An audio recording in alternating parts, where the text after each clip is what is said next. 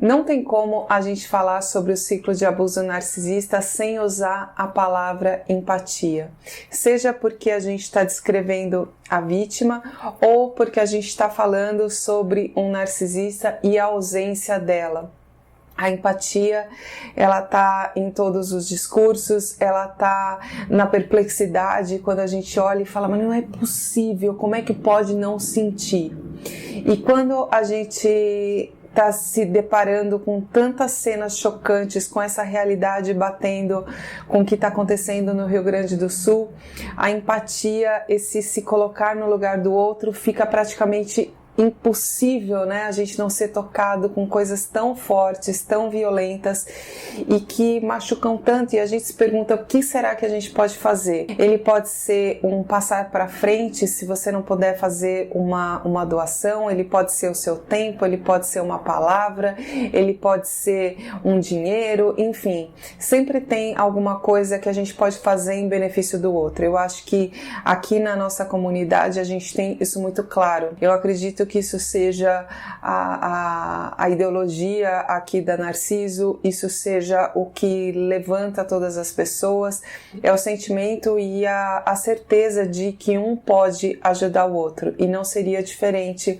nesse momento. Se eu pudesse pedir uma coisa para vocês agora, seria que todos colaborassem, que vocês pensassem em formas de colaborar.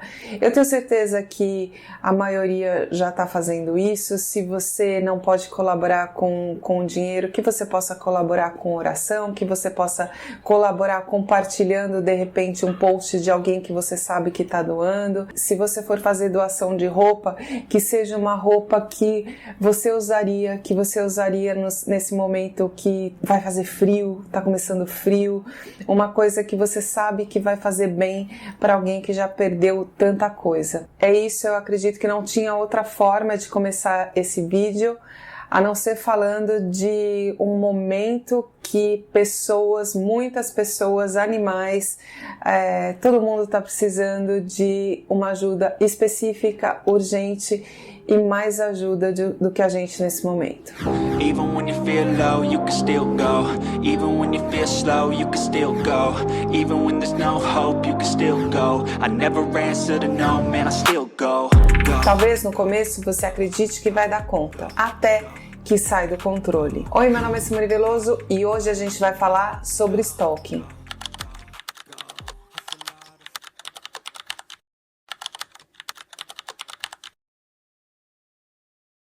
Um outro assunto que também tomou conta das redes sociais e foi curioso porque foi um assunto que surgiu de uma forma orgânica.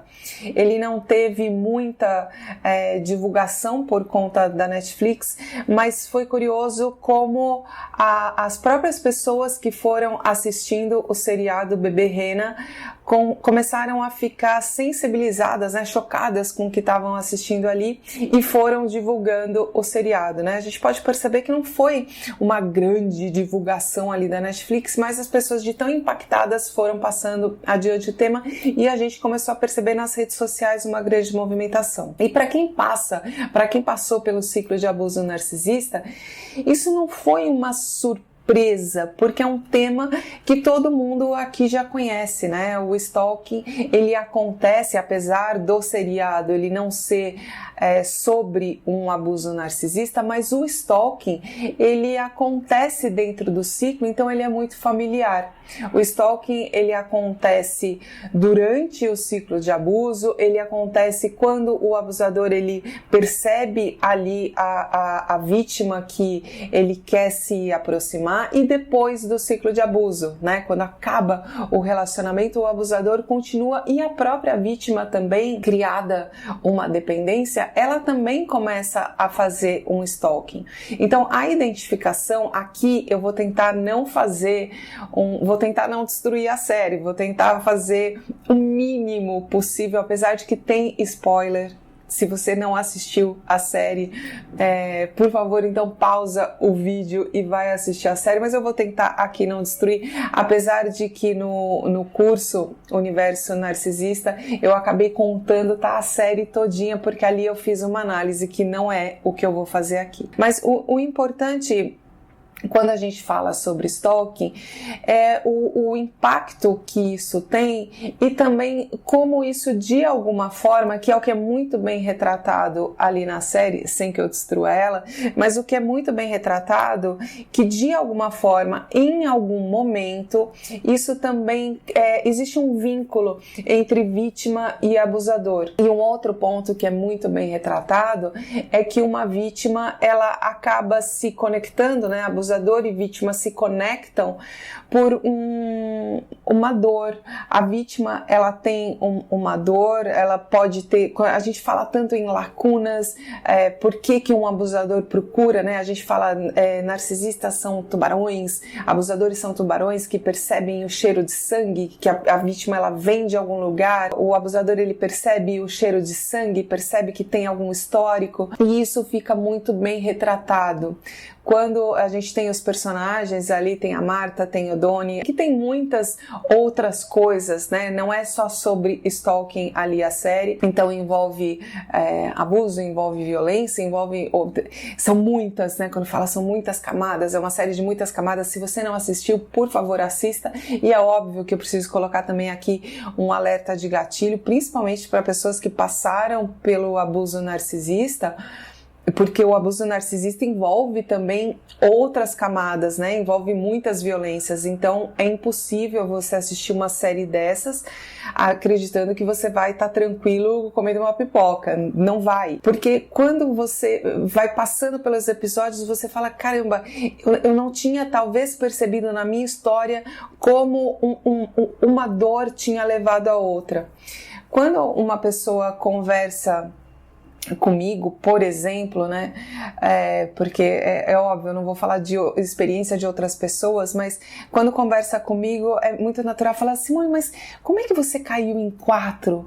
Você parece, pelo menos, ser uma mulher inteligente, ser uma mulher estudada, e de fato, né, eu tenho isso, eu estudei em colégio bom, eu não tenho um histórico de falta de ensino, isso eu não tenho, mas de gap, de lacuna, de dor, sim. E eu nunca percebi, esse é o ponto, eu não percebi, e uma violência foi levando a outra.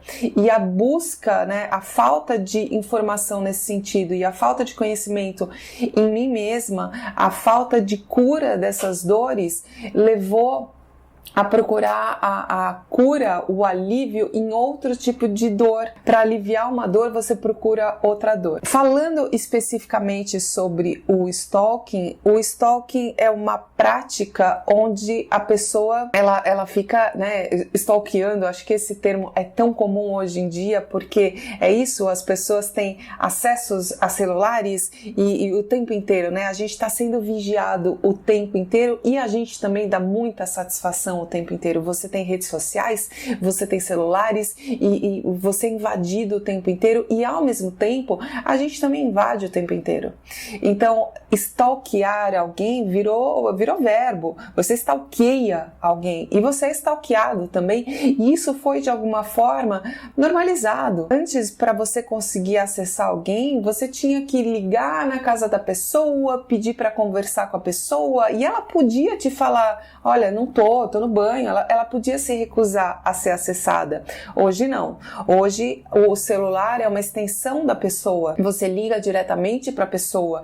Você sabe naquele momento se a pessoa está online, se ela acessou a rede social, aonde ela está. Então, hoje a gente deixa pistas e a gente é acessado, e isso 24 horas por dia. E é óbvio que a gente está falando de um stalking mais incisivo, onde a pessoa, ela passa ali dos limites, e o stalking inclusive é crime hoje no Brasil, e é um caçar, onde você tira a liberdade da pessoa, onde você invade as coisas dela, pode ser por meios digitais, pode ser inibindo a pessoa ali na rua, pode ser inclusive mandando presentes indesejados, pode ser aparecendo na casa dela, pode ser, entende? É o tirar a liberdade da pessoa, é o invadir. É que quando a gente imagina a cena do stalking, a gente começa por isso, né, por esse ponto de imaginação, onde a gente vai para esse cenário cibernético. Então a pessoa está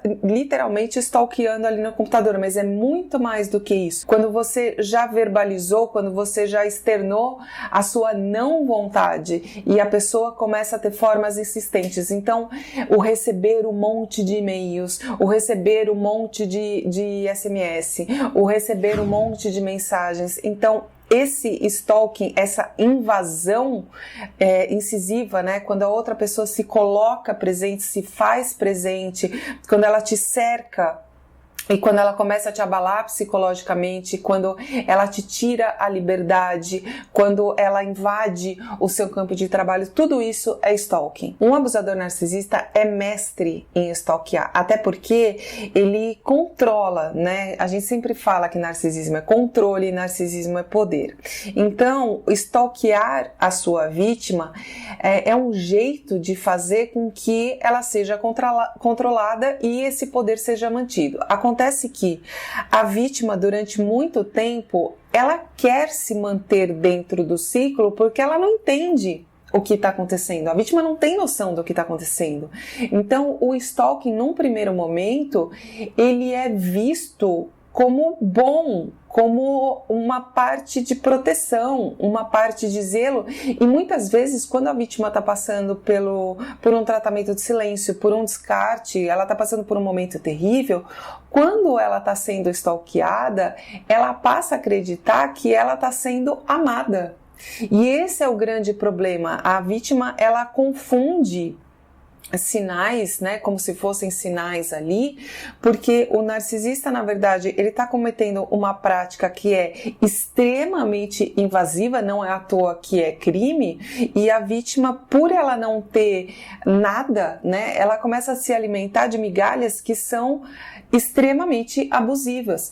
Então, quando a gente coloca, por exemplo, o narcisista cria perfis falsos, manda um monte de e-mails, começa a acessar outras pessoas da família, a vítima começa a sentir medo, inclusive, tem que sair de perfis da internet, começa a acessar pessoas no trabalho, ainda assim, o nível de dependência muitas vezes é tão grande que a vítima interpreta durante um tempo esse stalking como sendo uma forma de expressão de afeto, porque a vítima foi levada a acreditar que tudo que vem dessa pessoa é afeto, é o jeito dele ou dela expressar. Ele é desse jeito porque nós temos uma coisa que é diferente, nós temos uma coisa que ninguém entende. Um abusador narcisista é muito hábil em criar essa narrativa de que os outros não entendem, nós somos assim. E como as sensações, elas são realmente muito únicas, porque é tudo muito louco, a vítima, ela fica durante muito tempo presa nesse stalking e ela não verbaliza, ela não conta para as outras pessoas, até porque é tudo que ela tem. Quando a vítima começa a perceber que as coisas passaram do limite, é quando normalmente atingiu outras pessoas. E essas outras pessoas, elas têm, óbvio, né, implicam em perdas. Então, a vítima, aí sim, ela começa a despertar, ela tem que tomar uma postura, e isso também é muito bem retratado ali na série. Uma das coisas interessantes é que o ator, o Richard Gere, que faz o papel do Donnie, ele criou a série porque foi ele que viveu ali. Então, se a gente pensar que tudo que acontece ali na série é baseado em fatos reais, a gente começa a entender como é importante, eu acredito que isso seja um sentimento unânime, como é importante o botar para fora, que é o que a gente faz aqui. Quando uma pessoa passa por um ciclo de abuso, a gente fala tanto sobre a necessidade da fala, como é importante a comunidade, a troca, quando você faz um comentário, quando você escreve um livro, quando você, de alguma forma, você coloca para fora o que aconteceu. E eu vi um vídeo, na verdade não é uma entrevista, é um vídeo que ele comenta aqui no YouTube mesmo, e ele fala sobre essa experiência dele ter passado por essa violência tão intensa, e depois ele tá num outro momento onde ele se vê ali no set de filmagem, e aí de repente tem pessoas batendo o cenário e gravando, então ele tá numa outra posição, mas ele tá também revivendo tudo o que aconteceu, porque é tudo baseado na história dele. E isso, de alguma forma, ajudou e ajuda ele a superar. E ele espera que as pessoas que, de alguma forma, tenham passado por esse mesmo tipo de experiência ou qualquer outro tipo de violência, possam se curar, né, assistindo esse tipo de obra. Quando a gente vê isso, a gente para refletir muito mais, de uma maneira muito mais profunda do que assistir. Não é uma série só de entretenimento, mas é você ter um olhar como é possível você não só superar um episódio traumático, e inclusive isso serve de apoio, de suporte para quem está passando por esse tipo de experiência, mas inclusive como é possível você transformar uma experiência nesse sentido em uma coisa boa, benéfica para outras pessoas, porque é lógico que isso envolve uma indústria, envolve dinheiro, envolve, né, a gente está falando de Netflix, mas de qualquer forma, a gente está falando de uma pessoa que passou por uma experiência. Quem não assistiu a série vai entender do que eu estou falando, do tamanho dessa experiência, uma experiência fortíssima, e que hoje, quando alguém assiste isso, se foi uma pessoa que não passou por nada disso, essa pessoa começa a ter um olhar diferente, porque ela começa a entender por que é tão difícil sair, ela começa a entender por que uma pessoa volta para um ciclo desses, por que uma pessoa não vai embora. E para uma pessoa que passou ou passa por esse tipo de violência, por esse tipo de história, ainda que ele não fale sobre o ciclo de abuso narcisista, né, mas por manipulação, por esse tipo de jogo, e aí muitas pessoas vão se reconhecer, fica claro também como é possível sair, ainda que seja muito complexo, ainda que você procure alívio de uma dor anterior, em outras dores, caso você não procure por ajuda. Por isso que eu martelo tanto na tecla de procurar ajuda psicológica, de você buscar por conhecimento, porque senão você acaba caindo na mão de outro abusador. O stalking, ele acontece no começo do relacionamento. A vítima, muitas vezes, ela é participativa, e isso também, de alguma forma, é retratado ali na série, porque ela não percebe, ela deixa pistas, ao mesmo tempo também ela participa ali do stalking, ela mostra, né, olha, eu tô aqui, eu tô fazendo isso, eu tô fazendo aquilo, porque ela não percebe que ela tá sendo stalkeada, né, ela acredita que aquilo é proteção, é zelo, ela tá sendo amada, e isso é a coisa mais comum dentro do ciclo de abuso narcisista. Um abusador narcisista, ele te mostra como ser stalkeado, ele te ensina como ser stalkeado, então ele dá satisfação do que ele tá fazendo, ele te leva a ter um comportamento onde você acredita que o correto é você dar satisfação o tempo inteiro. Então você começa a mostrar onde você está, o que você está fazendo, e no final do ciclo, né, apesar de que o ciclo só termina quando a vítima resolve romper, no final, se você não toma cuidado, você acaba fazendo o movimento ali do stalking, porque é muito difícil se separar. É muito difícil, cria-se uma dependência, então quando você percebe, é você que está ali olhando, é você que está ali no telefone, é você que está seguindo os passos, porque cria-se uma dependência muito grande. Quando a vítima se vê de madrugada, vidrada, olhando para uma tela do celular, dói. A vítima tá mal. E ela não tá querendo fazer mal para outra pessoa. Ela tá assim porque ela não consegue sair daquela posição, ela não consegue fazer de outra forma. Foi criada uma dependência tão grande que ela não consegue fazer de outra forma. Ela se acostumou que ela precisava da satisfação. Então, ela olha para a vida dela e fala: o que eu faço agora andando sozinha? Como eu faço para andar sozinha? Como eu faço para caminhar? Eu não consigo mais pensar no meu dia sem o meu telefone tocar. Sem 5 horas da manhã, 6 horas da manhã chegar o bom dia. Eu não sei fazer.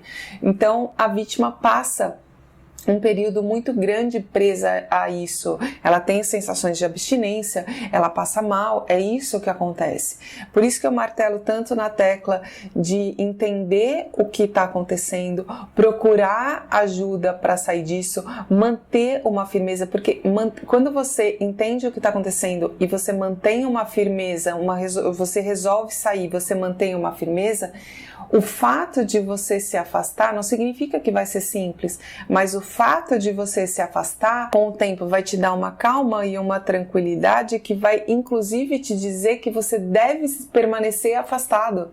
Conforme você começa a se sentir melhor, você vai desejar ter se afastado antes. Você vai olhar para trás e vai falar: por que eu não fiz isso antes? É difícil se afastar, é difícil. No começo você fala: eu não vou conseguir, não vai dar, eu tô passando mal. Mas conforme você vai se sentindo melhor, a partir do momento que você adota o contato zero ou pedra cinza para quem tem um vínculo, você vai desejar ter começado antes. O stalking é considerado crime no Brasil. E para que você possa se proteger, para que você possa se defender, é importante que você tenha provas. E normalmente um abusador, ele deixa rastros.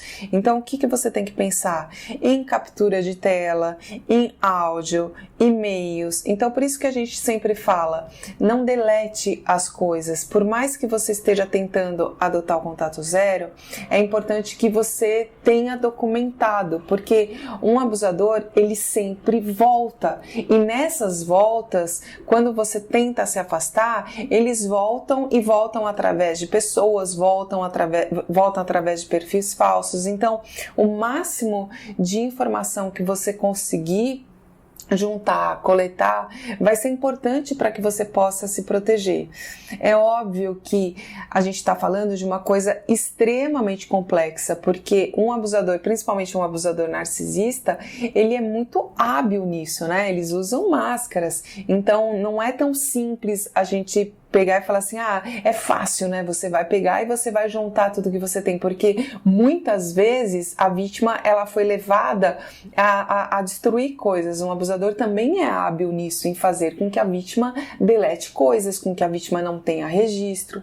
Mas a partir do momento que você entende um pouco do que você está passando, é importante que você comece a construir um pouco de provas para que você possa se afastar. E a partir disso, que você procure ajuda. É muito difícil você conseguir se livrar de um abusador que está praticando stalking, principalmente nesse nível, sem ajuda. Um abusador, ele vai fazer de tudo para que você não saia. E a manipulação psicológica, ela é justamente isso. E muitas vezes a gente acredita que a gente vai dar jeito sozinha, a vergonha, a humilhação, como é que eu vou pedir ajuda, como que eu vou falar isso, chantagens que fazem com que a vítima acredite que ela não pode falar para ninguém, que é melhor ela ficar quieta, que ela vai dar jeito, que ela vai resolver.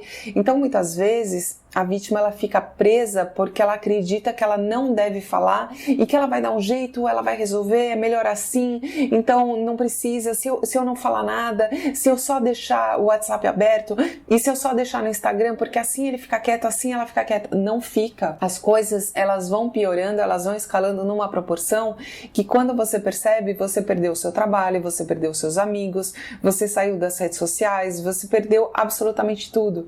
Então, qualquer prática violenta que você começa a perceber e que começam a tirar a sua liberdade, precisa de ajuda para sair, precisa de ajuda de advogado, precisa de ajuda de polícia, precisa de ajuda psicológica, precisa de ajuda. E para isso você precisa reunir o máximo de informação possível. E claro que quando a gente fala sobre narcisismo, isso só pode ser diagnosticado por um psicólogo ou um psiquiatra que esteja acompanhando regularmente essa pessoa. Então isso aqui não serve como um diagnóstico, mas serve como um norte, inclusive para que você possa procurar ajuda. Eu espero ter ajudado. Um grande beijo e vai ficar tudo bem.